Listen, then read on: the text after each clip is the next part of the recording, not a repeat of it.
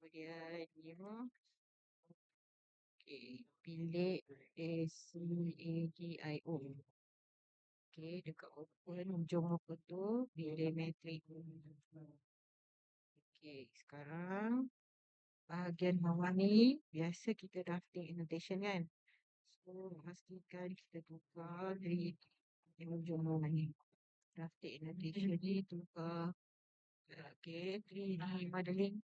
Okay, 3D lah, 3D modeling ataupun 3D basic. Okay, so kat bahagian lepas tu kita keluarkan ni show menu bar. Okay, keluarkan.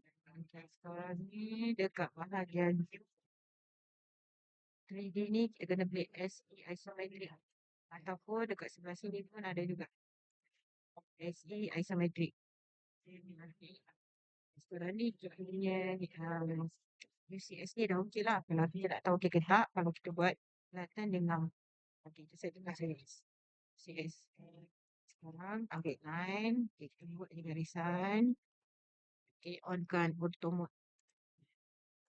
Okay, buat saja garisan macam ni, mana-mana.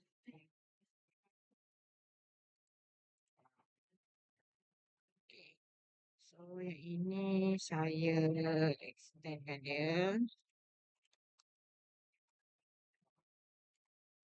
Okay, saya extend. So, saya klik semua. Kita ambil join. J-O-I-N. Right. So, bila saya dah join, jadi macam ni lah. Okay, kalau kita tengok dekat layout, nak tahu layout, okay, layout kita ni.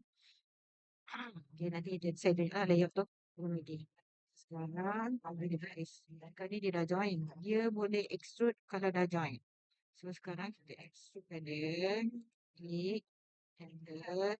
Okay, tak kisahlah letak berapa-berapa lah. 300 ke, 250 ke, enter. Okay, lepas tu kita bagi arahan dekat dalam modify solid editing paper face. Ni, okay, tengok bawah ni. Dia kata solid edit.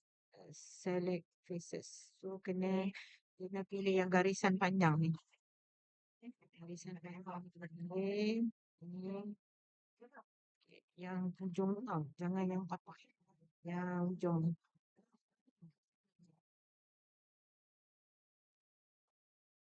Okay, lepas tu enter.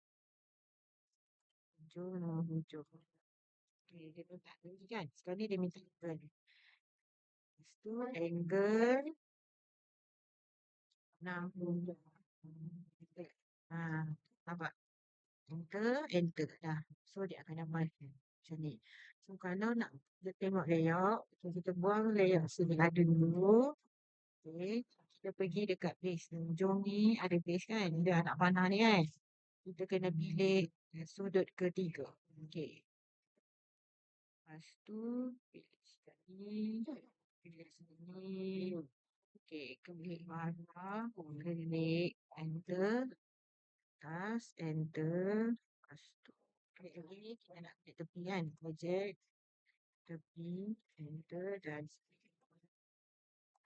so dia akan jadi. Itu saja. Terima kasih.